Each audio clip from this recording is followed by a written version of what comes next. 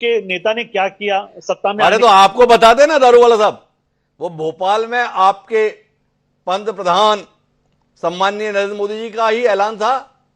ये 70,000 करोड़ के घोटाले के आरोपी हैं। ये एनसीपी नेचुरल करप्ट पार्टी है और उस घोटाले के महानायक अजीत पवार हैं। वो अब वो मुख्यमंत्री सरकार में वो देवेंद्र फडणवीस जिनका आप उल्लेख कर रहे हैं ना, वो बताते थे हमको बन जाने दो हमारी सरकार, जेल में चक्की पीसिंग पीसिंग पीसिंग। कौन? अजीत पवार। आजकल हम देखते हैं उनके साथ मीटिंग मीटिंग मीटिंग करते हैं फडणवीस जी। क्या कहते हैं दारूवाला साहब? बिल्कुल सर, देखो यहाँ पे पॉलिटिकल दायरे के अंदर कोर्ट के जब तक वो कन्विक्ट नहीं होता तो वो मुजरिम कहा जाता। जो आदमी 6-6 साल जेल में रहा उसे अगर कोर्ट ने छोड़ दिया, बाइज्जत बरी किया, तो सर आप उसको मान सम्मान नहीं देंगे? तो आपके ऊपर ये माइंडसेट ये क्यों है? ऐसी आपकी सड़ी हुई राजनीति ये महाराष्ट्र में क्यों है? दारूवाला साहब आप क्या चाहते हो? नरेंद्र मोदी जी की बात को हम लोग गंभीरता से नहीं ले? वो मोदी साहब ने जिस दिन बोला है ना, उसके 4 दिन बाद अजीत पवार भाजपा के साथ गठबंधन कर लिए। तो क्या चाहते हैं आप? ये देश नरेंद्र मोदी जी की बात को गंभीरता से लेना बंद कर दे, ऐसी इच्छा है दारूवाला साहब आपकी?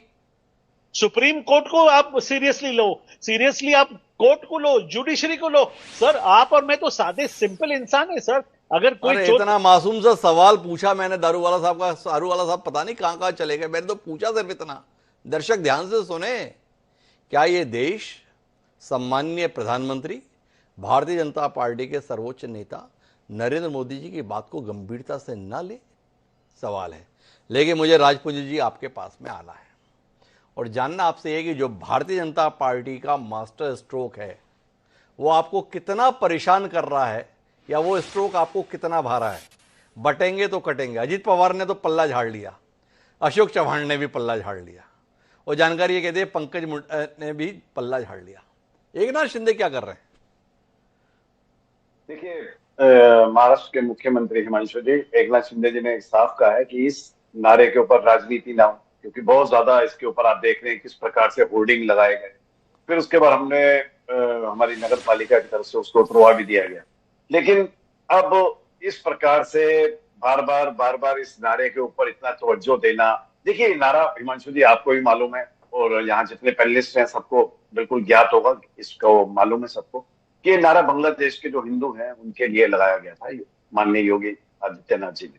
तो इस नारे को अब इस प्रकार से इस्तेमाल किया जा रहा है। अब इसका किसको क्या होगा इसके बारे में कुछ नहीं कह सकते। शिंदे जी ने साफ कहा है कि इसके ऊपर राजनीति ना हो, तो इसके ऊपर राजनीति नहीं होनी चाहिए। कामों के ऊपर हम फिर वही बात कर रहे हैं। देखिए हिमांशु जी, सर्वप्रथम महाराष्ट्र का विकास चाहिए। 56,100 करोड़ की जो परियोजनाएं दी गई है महाराष्ट्र को अभी आदरणीय प्रधानमंत्री जी ने, उसके ऊपर